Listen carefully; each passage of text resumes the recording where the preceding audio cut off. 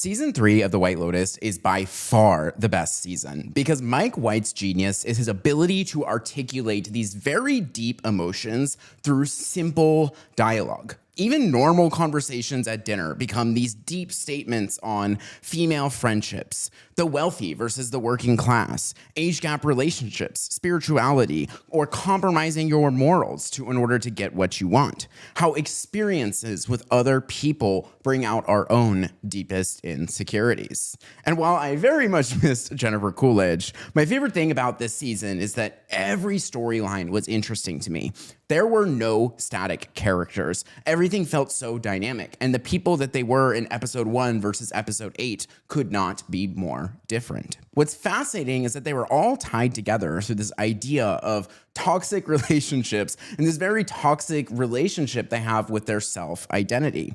Very early on in the show, the monk even says to Piper, "Identity is a prison." People develop this mindset, if I can't be this person, if I don't have this thing, this wealth, this relationship, this whatever, then I can't be the person I want to be. I can't be happy. And we trick ourselves into feeling that way at the detriment of our own joy. We become a victim of the expectations that we set for ourselves. And this happens all throughout the show. Some of the best moments of the entire show are in the way it explores these very simple dynamics. A family on a vacation, being in a 3-person friend group, feeling left out, this sort of age gap and experiences in relationships. Mike White intentionally reuses these tropes to make it feel like the show is almost satirizing itself sometimes, or rather in a conversation with itself, exploring the discourse in these relationships that we all have.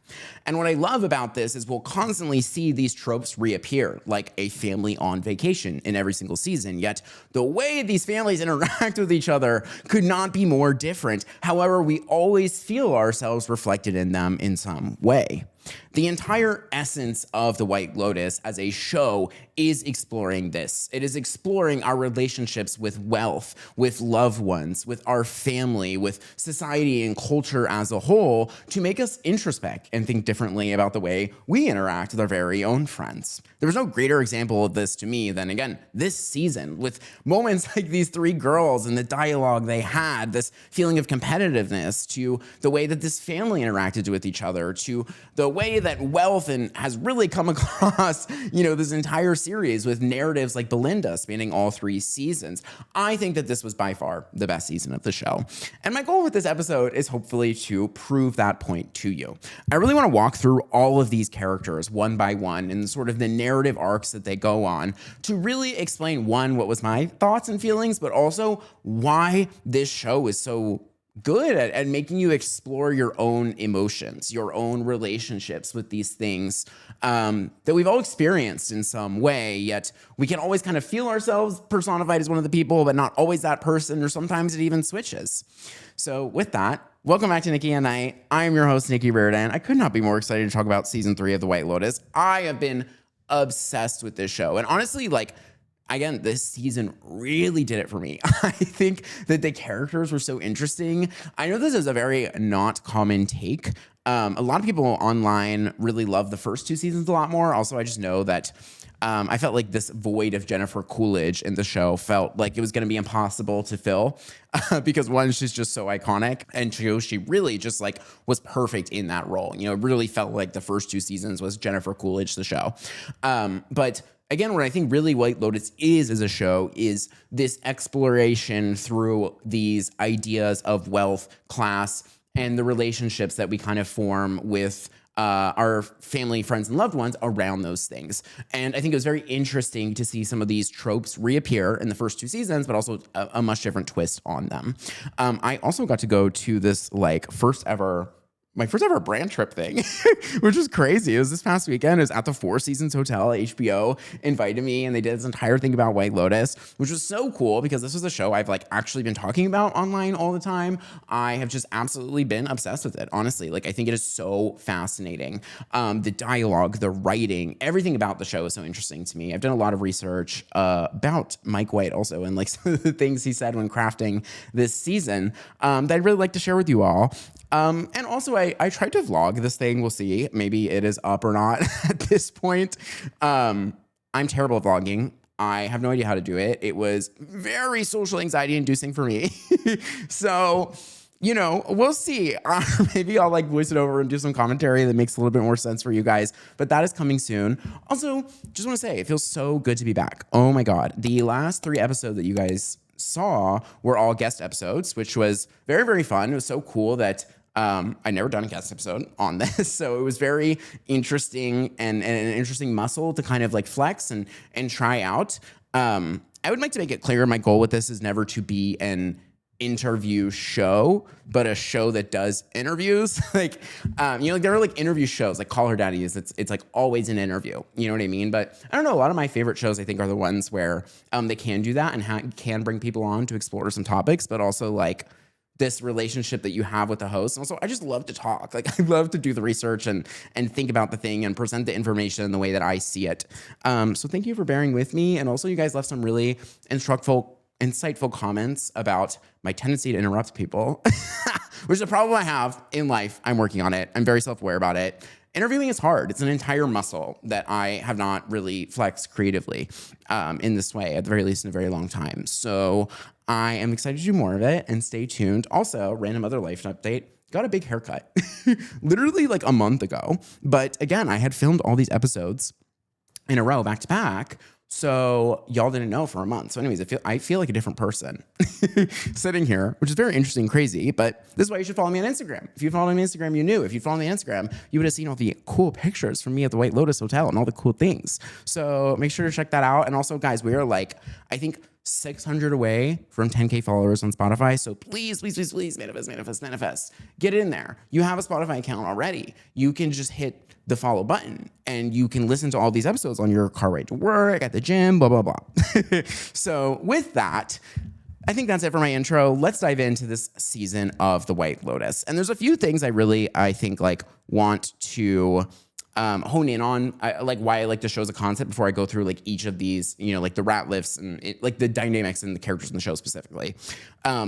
What I think is so fascinating about Mike White as a writer is that he came from reality TV. He had years of experience watching the way people actually interact with each other in these very petty, awkward, and interesting social dynamics. And I think that has made him an incredible writer of scripted television. And how that made him so brilliant at writing this very simple dialogue. I felt like there was no greater example of that this season with really the 3 girls. Like, their storyline is really primarily dialogue. Like, they don't actually do that much, but what they do in the conversations they have carry so much meaning. To quote Mike White, "Old friends can create suffering for you just by existing, because they went one way in life and you went another way.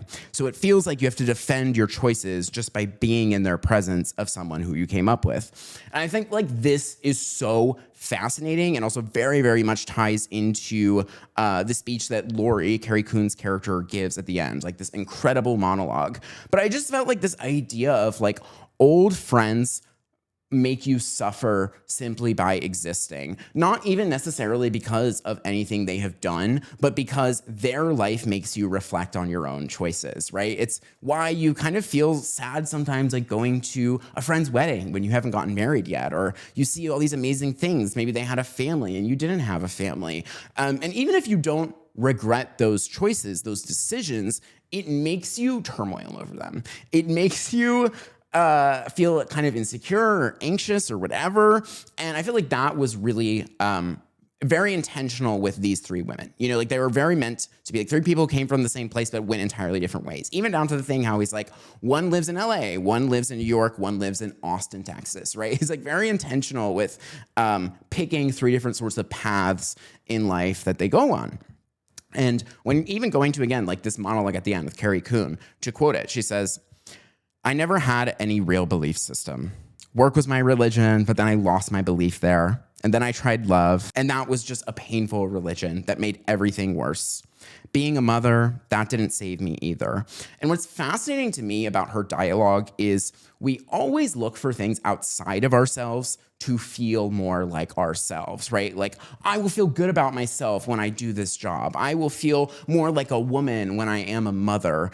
And what's terrifying to me is that something outside of you can never fill this void that is within you. I think this is also something we see in Rick's character reflected a lot, with him constantly trying to go after this feeling of love and this denial from his father, and how this person did this bad thing to him while ignoring this person who actually genuinely loves him the entire time. And at the end of her monologue, she says, I don't need religion or any God to give my life meaning, because time gives it meaning. And time is such a fascinating measure of where friendship and relevance comes in. To quote Mike White again, these old relationships, they're not always the deepest friendships, but there is always something deep about reconnecting with those people. Everyone has their own religion, but there is something inarguable about how time creates meaning. And I think that this was so interesting too, about how, like, these are three very isolated women geographically. They don't talk to each other that often.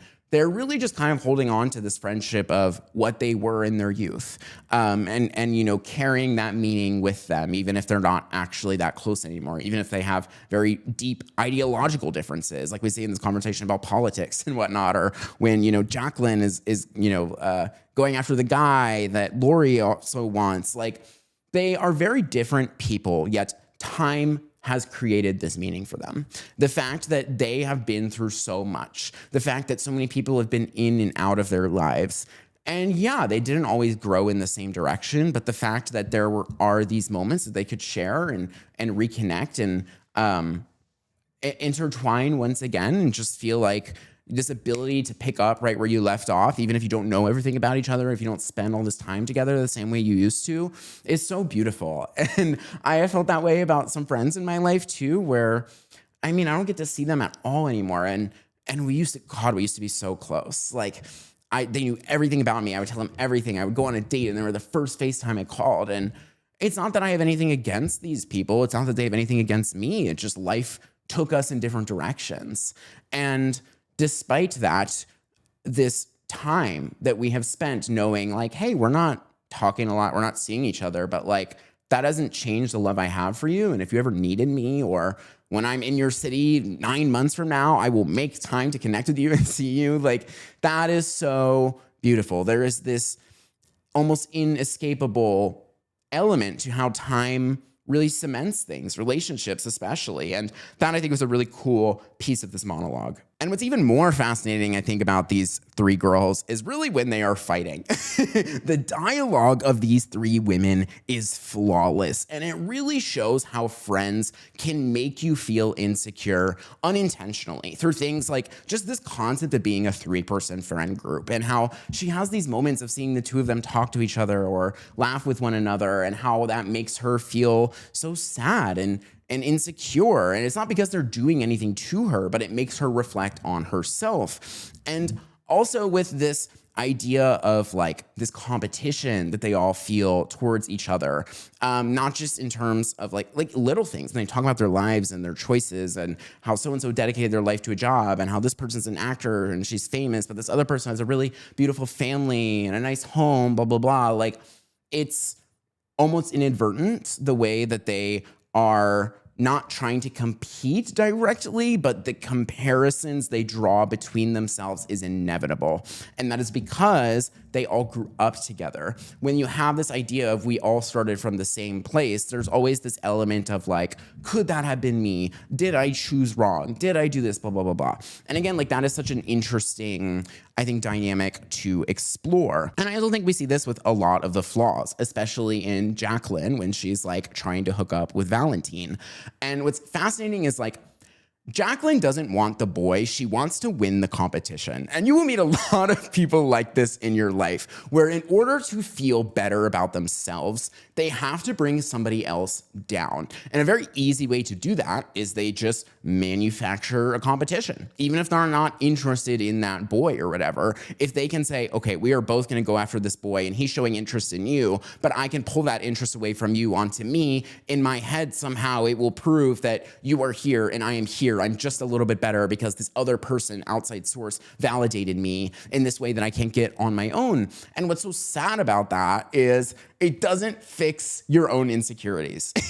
Like, that entire line of thinking is rooted in this idea of insecurity, this idea of like feeling like you need to look at something outside of yourself to feel more like yourself. Like, I only feel beautiful and desirable when somebody else is desiring me, yet that doesn't change how you looked yesterday or how you're going to look tomorrow, right? Like, it is just this feeling of that gratification that we need.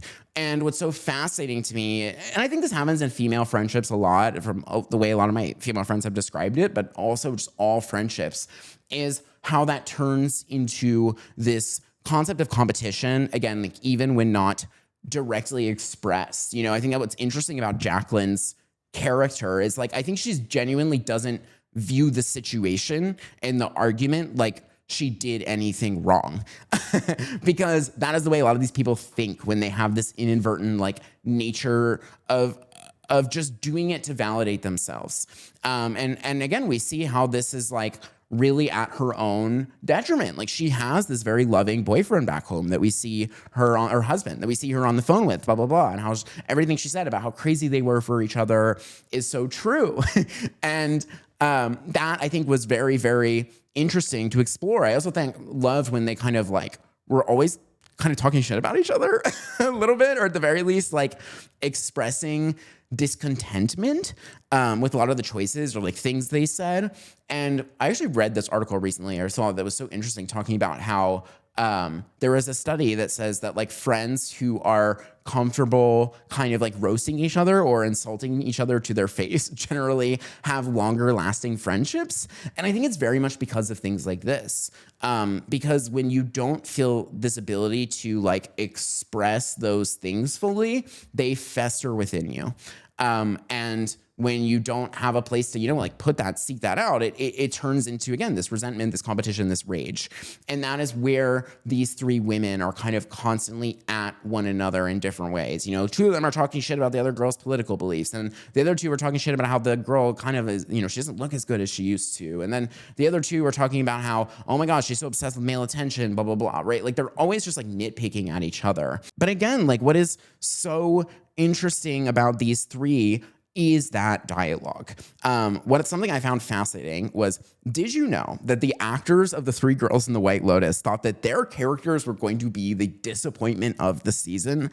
I was at this panel with HBO where a lot of the cast was there, and they were talking about this, how when they all got their scripts, they were reading through and were like, oh my God, this other line has wealth, this incest, there's partying, there's Rick and Chelsea who are getting in gunfights, blah, blah, blah. Like, when they were reading all these parts, all three of these women felt like theirs was so plain, so ordinary, yet it's actually that simplicity, I think, that made it so interesting, because we all felt like one of those women at some point in the thing, right? And they're all flawed for different ways. Jaclyn has this feeling like she needs validation from other people, from men, from friendships, whereas Kate is just this pacifist that can never really pick a side, never really wants conflict, kind of always sides with all people, and is very much this like a friend to everyone, feels like a friend to no one. And then Lorie just has this like really built up feeling of self-pity and resentment that she really projects onto other people and onto other situations. And she's constantly blaming these things outside of herself for the way she's feeling, or why she's this, why she's that. And what's fascinating to me about all of these three women and like the way their story ends is that they don't resolve these conflicts. What happens is that they just accept each other's flaws and decide, yeah, I still love you. And I think that is really a beautiful thing, because everyone you're gonna meet in your fucking life has some sort of flaw. It is inevitable. And if you really want to cherish that person and have them in your life for decades, every friend is going to have some sort of fatal flaw, and you've got to be able to look at that thing and be like, yeah, there's going to be sometimes we bite heads on this thing, or the way you handle these sorts of situations really bothers me. But the other 99% of you is so great that I understand that. And I'm going to move past that, and I'm going to cherish you because everything else about you and everything that we've been through in this time we spent together are so meaningful and significant to me. And that is what I loved about the storyline of these three. There wasn't a really big resolution to what is happening with the boy. There wasn't a big resolution to these arguments they had over political differences. There wasn't this resolution to like the way they would kind of talk bad about each other.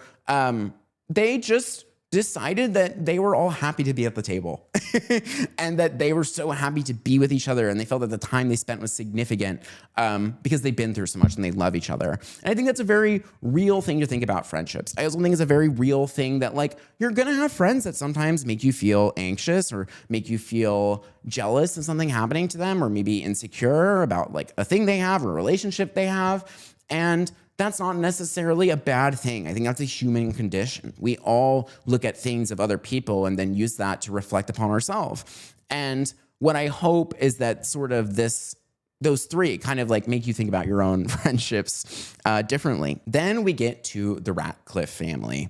And Victoria is this personification of a superiority complex. Like she is obsessed with wealth and status, even blatantly telling their kids that no one else here is good enough for them because of their wealth. And this develops this mindset in the children that they kind of don't really see anyone else as real people. Like Saxon is very belittling to other women. Piper has this superiority complex herself, but feeling like she's more leftist and accepting than the rest of her family. And then Jaclyn just becomes this people pleaser that doesn't know what to do because everybody's always fighting and he's trying to make it all okay.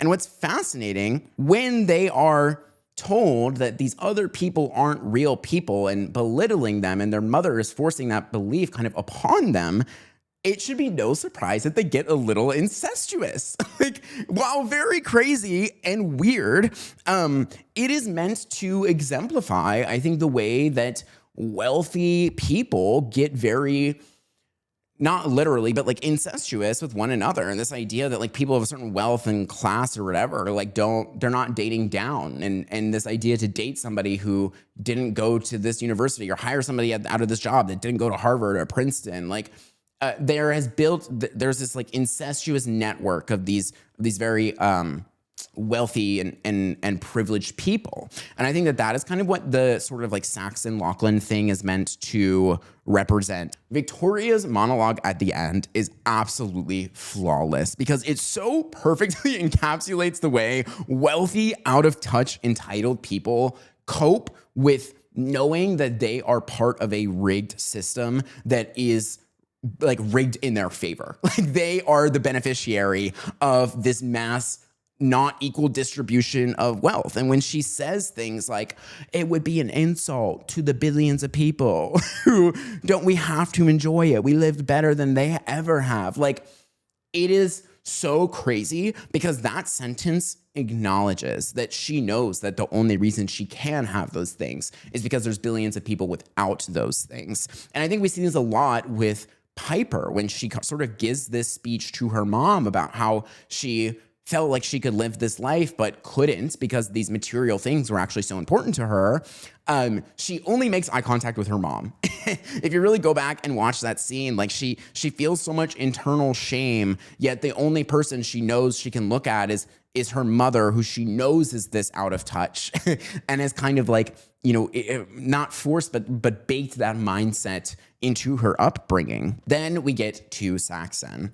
Saxon is meant to be this personification with everything wrong with our society. This idea that happiness in our life equates to wanting things and getting them. And then if you get them, you're going to be happy. It is this oversimplification of what brings joy in life. And that actually makes him feel very unsatisfied by the end, juxtaposed to Piper's journey, where she goes in thinking she is going to seek spiritual enlightenment, and she's so ready and excited to give up all these material possessions, following this Buddhist philosophy, yet at the end, she realized she is just a spoiled little girl and that she cannot live without this life that she had become accustomed to.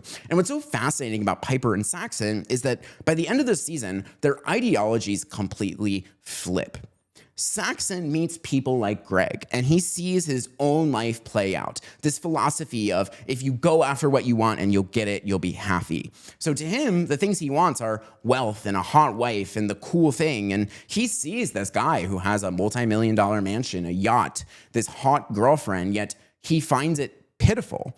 And that kind of breaks his mentality. And this is what Chelsea points out to him all the time. She sees right through him. So he has to re-examine his entire meaning of life and actually tries to find some deeper sense of existence and purpose. Whereas Piper represents everything wrong about the left. That she spouts this ideas of equality and this feeling of moral superiority she has over her peers and her family. Yet the second she has to sacrifice any aspect of her own comfort, her own privilege, suddenly her ideology crumbles and it's not that big of a deal and she seems to waver.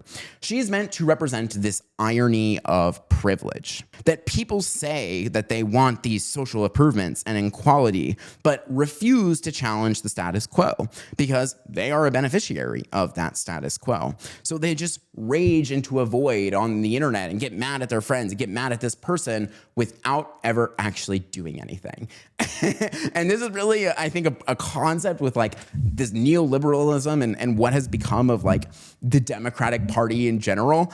Keep in mind, I say this as a proud leftist, like I have very leftist beliefs, but I am not going to deny to you that like the difference between someone like Nancy Pelosi and most Republican senators is like not that far off.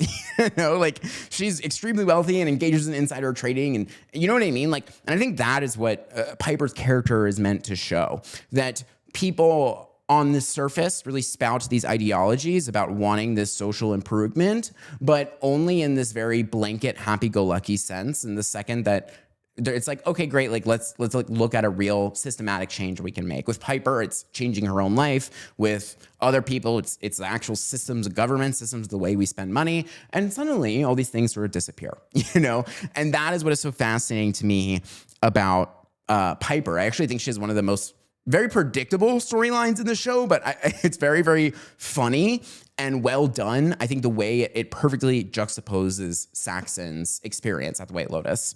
And then we get to Jaclyn. Jaclyn is this blank canvas of the family, pulled between two separate ideologies. His brother, who values wealth and sex and money, versus his sister, who values spirituality and this deeper meaning to life. So because he is such a people pleaser, he does both, right? He spends that one night with his brother, indulging in that life. They party, they drink, they do drugs. He gets with the girl, quite literally fulfilling his brother's desire to get off in life by getting him off. However, that pisses off his brother and makes his brother angry. So Jaclyn swings the complete opposite direction. He then spends the night with his sister at the temple, letting go of all these carnal desires, spending the night pursuing this deeper meaning of life, trying to find spiritualism. And then when he tells his sister that he wants to spend the year with her at this temple, that also pisses her off. And I think what Jaclyn's story is meant to show is that you cannot people please your way into pleasing yourself, because real happiness comes from within. And if you constantly spend your time trying to do things for someone else or impress somebody else, you are only using your energy for them, which will result in your own disappointment. Real happiness comes from forging your own path and finding what that means to you. There's things you're gonna like and things you're not gonna like. And that is not something that you can do for somebody else, be told by somebody else. Happiness is this own sense of morality, foundational, your job, your relationships, everything. Like, it is not this one size fits all solution. And you cannot people please your way into feeling this greater sense of fulfillment. You're just giving your energy away to other people who are never gonna appreciate it the same way you do, which is very much what happens with Jaclyn. And then we get to the dad, Timothy Ratliff. And what's fascinating about the dad is he's really the only one that actually goes on any sort of spiritual epiphany.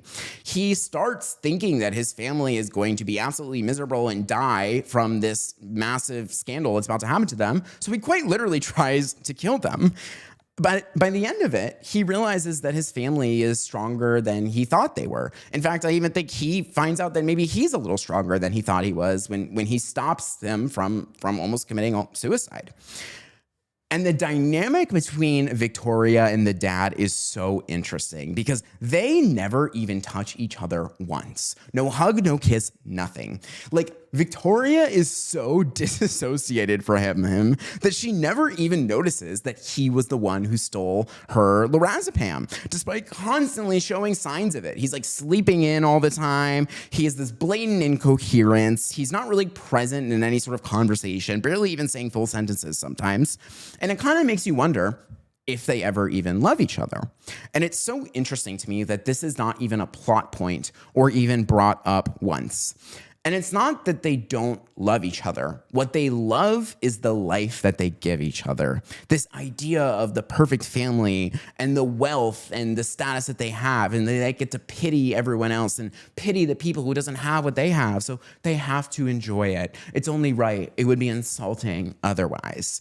And this was one of my favorite dynamics of the show that a lot of people didn't talk about, was that like this mom and dad are so disconnected from one each other. It honestly looks like they're almost completely platonic. Like, if you didn't know that they were a family or whatever, like, they do not touch each other, nothing. There's no intimacy between these two. And I've actually met many people's parents who are kind of like this. Also, it's interesting to me because this is a family that's supposed to be like, they're from North Carolina, where I was born and raised in Virginia. So I've actually met some people who have this very like Southern wealth type thing going on. So I've seen some dynamics like this. And that is what I think made the Ratliffs so interesting. They are so privileged, yet live such an empty life because of that privilege. Like, they've almost become trapped in this own life that they create for themselves. This beautifully gold encrusted prison. It's really what it feels like, where none of them actually, it feels like, are really experiencing real love, real intimacy, real connection. And instead are really focused on these elements of superficiality. What college am I going to go to? What things can I buy? What stocks am I trading? Whatever. And they feel that that's a meaningful life. Yet, is it a meaningful life? Like, do they really seem happier than some people like Rick and his girlfriend, Chelsea, for example? And Rick and Chelsea is another fascinating one. Rick could not appreciate the love he had more than the love he felt he was denied. So he goes out on this quest in search of closure, which then turns into revenge, which then blatantly kills him. And what's fascinating to me is closure is kind of a myth. It is a subjective concept that isn't really real. Like, closure can't change the past, but acceptance does have the power to change the future. And even if he, got some really amazing experience with that guy who ended up being his dad and all of these things, like, that is never going to change the experiences he had in his youth, right? He felt like he was denied this love and all these things he felt was wrong with him. And this is also just this like classic example of trauma and sort of confirmation bias. When somebody had something bad happen to them, then anytime more bad things happen to them, they have to be like, it was because of this. This was this catalyst that set all these things in motions, and this is the person who's wrong, and you did this, blah, blah, blah, blah, blah. And they guilt themselves and pity themselves, and by doing that, they kind of never examine their life. They never examine the things around them, the people around them, and that leaves Rick to completely just leave this girl who's so devoted to him and loves him and like really cares about him in this like deep level in ways that's kind of crazy but interesting. Like, these two were such a great dynamic of the show. And I think it's also very interesting that this is an age gap couple, which is a very common thing we see in White Lotus. But this is really one of the only times we see an age gap couple that like we want to root for. Like, it's actually very sad what happens to them in the end. And it feels like this great tragedy where like he was so close to just figuring it out, and then it all slipped through his fingertips, and then everything went to shit. And not only that, his Rick's self-destructive tendencies ended up destroying the people he loved most, which is another thing you see a lot of the time with people who have these issues. They're spending this entire life in quest of some emotional experience they felt they were denied and they never find. And also another underrated thing I felt was super interesting was Rick and the therapist at the end. How Rick is like really like, he's for the first time like excited and willing to talk to this mental health professional about the very real trauma and feelings of violence and depression and anxiety he's like experiencing. And the one time he meets her, she's not available, which is so interesting. And I don't know if Mike White did this on purpose, but to me, it was almost like a statement on the healthcare system. I don't know if any of you guys have ever tried to sign up for therapy, but the wait lists are often like 3 months. It is insane. And I say that as like, they're a wait list of 3 months, and I'm somebody who like has a job and like has insurance and like I am very able and privileged to like be able to do that and like have that as an option to me. And what scares me, and I've thought about this a lot with just overall, again, like things in mental health and healthcare of like how I'm like, if I was really going through something and like needed somebody and was, contemplating self-harm or something, like I can't, that person cannot do a 3-month wait list. And it is really terrifying to me that we've just like normalized that and this concept of mental health, especially when these things are so urgent. And we see how him not being able to have that outlet to express to makes this entire thing blow up. And it's when the shooting happens. And that I think is a very interesting thing. I don't know if that's what the statement was designed to be. That's very much the way I interpreted it. And I thought it was super interesting. Another interesting thing too I felt about Rick was like, no matter what happens to him and no matter how much he's going through, he cannot tell the one person who loves him most. He cannot confide in her emotionally in the same way as he can this stranger who's a therapist, as he can one of his old buddies. And this is a very interesting thing. I think honestly a problem I experienced too when you know that somebody loves you and really loves you unconditionally, you somehow develop this mentality of like, well, I can't have a genuine, serious conversation with them about this thing because they just love me and they'll be on my side no matter what, which is a very privileged and nice thing to be able to think. But I have felt this way in the past too, where there's like some people where I'm like, I can't talk to you about this thing because I know you're going to be on my side. And sometimes I don't want that. But what was so sad about Rick was like, that's all he could do, to the point where he couldn't even talk with his girlfriend, the one who loves him most. And then that makes him have this violent act of rage and all the things start to happen. Another thing, interesting things about this season is Belinda and Zion. Mike White has actually said that the ending with Belinda was one of the first things that he thought of for this season, which I think is why Zion is the opening character. It's also this literary device that Mike White loves to use. I think it's called the Chekhov's gun, which is just this idea of, there was a writer named Chekhov who I think popularized like what this terminology is in literary terms. But it's like when you introduce something into the scene that you know is going to have significance, but you try to do it very early on to plant the seed for that big payoff moment, right? So a great example of this in the Chekhov's gun thing would be like, let's say somebody's at a diner and a police officer walks in to get coffee and a donut. And in the writing, it just very briefly mentions that he's like, sets down his wallet, his keys and his gun on the desk. And just that mention of the gun on the desk, 8 chapters later is when some robber comes in and picks that gun up and uses it to, shoot the guy or whatever, right? That is what the Chekhov's gun is. In this season, it was the blender. If you watch back to the early episodes, there's a lot of emphasis and conversation. Where's the blender? Where, I need my blender, blah, blah, blah. And it seems like useless and kind of boring until the last episode. You really understand why that blender was so significant, right? Also, again, with the fruit, they talk about this very early on in the beginning. Also, Zion as a character acts as that, right? He's this character that we see at the beginning of the show. And until we know that, like, okay, when this guy is in the story, that is when the conflict will happen. And then when we cut to the beginning and see he's not there, we know we're in the exposition. We know that the climax is far away. And that also means that the episode Zion does show up is we're like, oh, things are really heating up. I think a lot of people that have complaints about this season is that it felt slow in the beginning, whereas I actually think in order for the season to end as well as it did, a lot of these seeds had to be planted very early on. There had to be a lot of just these big dialogue moments between the 3 girls fighting. There had to be this showing of Zion as a character only to not show him. There had to be a lot of scenes of Saxon talking about a blender, right? Like that is what good writing is. It is setting expectation to then defy those expectations. That's how you get a good, exciting moment. And in order to do that, you kind of have to, that's what exposition in a story is. So then again, we get to this story with Belinda. And, I think her entire point of the character, again, is to show this idea of injustice. And we live in an unjust world. And whether it's depressing or not, what happens to her is very accurate. It's very movie, TV show, fantasy to be like, oh, always the girl's going to get the big money and the big opportunity and la-di-da-di-da. She was such a great person. It's so awesome that this good thing happened to her.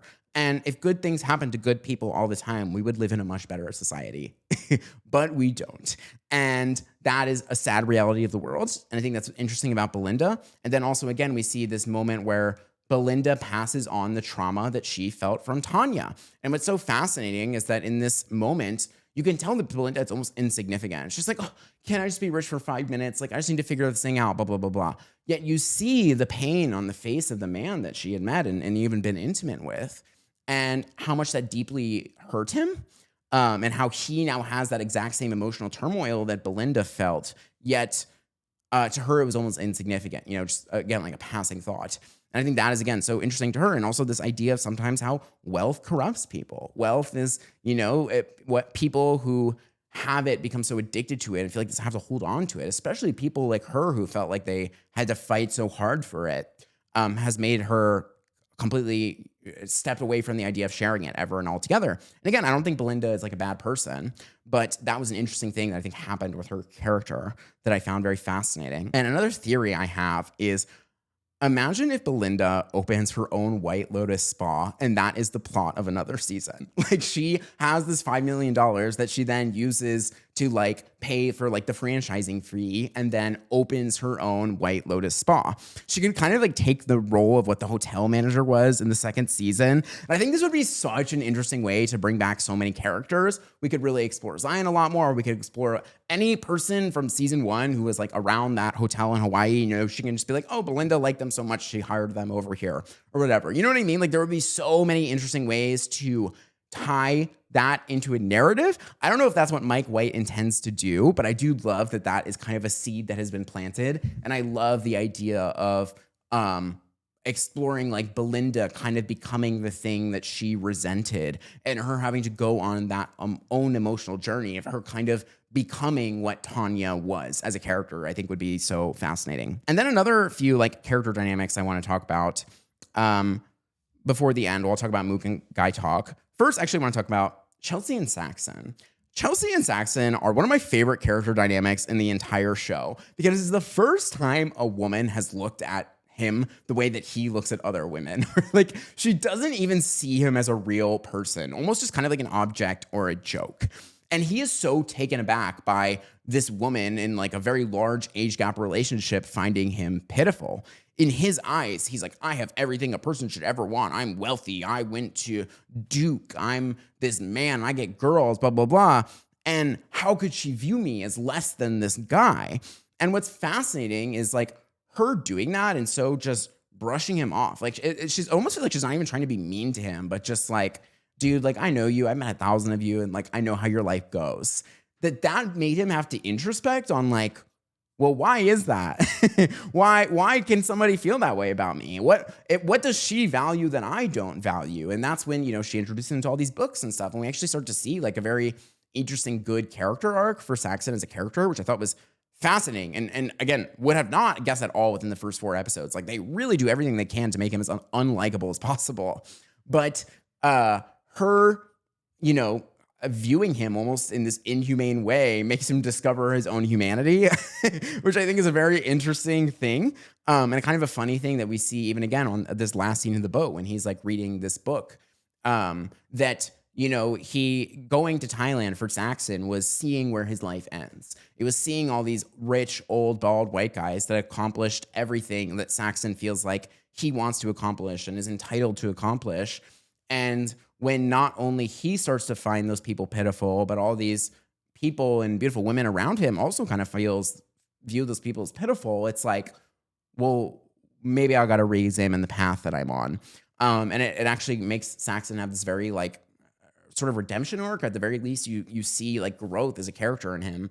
And he's very dynamic. Like he changes a lot. Again, like Saxon and Piper are this people who start on completely opposite ends of the spectrum and then end on the completely opposite ends of the spectrum that they arrived on. Then last is Mook and Guy Talk. And I think Guy Talk's ending was a tragedy. He had to compromise his own morals in order to get the girl and the job he wanted.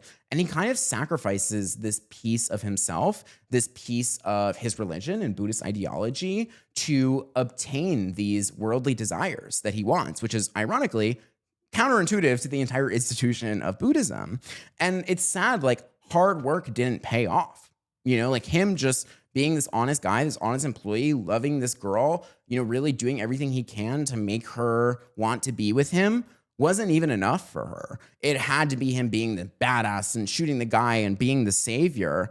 And what is sad, I think, about Guy Talk's story is it shows that in our society, being immoral is kind of rewarded a little bit.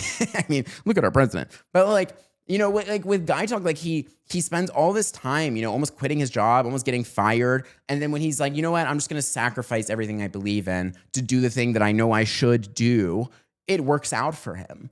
And I think that's meant to be an interesting thing, like Guy Talk compromising his sense of self to get the girl, isn't this examining of the way that our world works, where in order to get ahead, often you have to sacrifice a part of your idealism. You have to sacrifice a part of what you believe in to benefit the institution or whatever around you.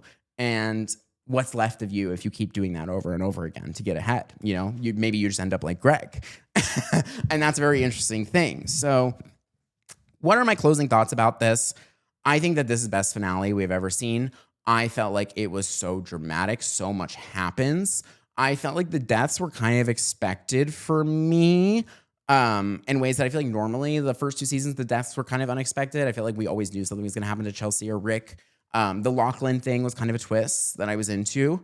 But again, like the writing of the show, specifically the monologues we see with Piper Posey as Victoria and this like statement on wealth to these three girls and Carrie Coon's final speech about, just being happy to be at the table was so beautiful. Oh my God, it was profound. I've literally already rewatched it on YouTube because it gave me so much chills of how, we can always spend life wanting the thing or comparing ourselves to other people. But at the end of the day, like if you're at the table with people who make you happy, you won, and that maybe we don't need to think so deeply about what the table looks like or what food is being served on the table. And what's more important is who we are with at that table. And that's what's so beautiful about her journey and the journey of all these characters this season. Like there's so many times we think that they're all going to hate each other or that things are going to blow up. And it never went the way that I expected, really, truly.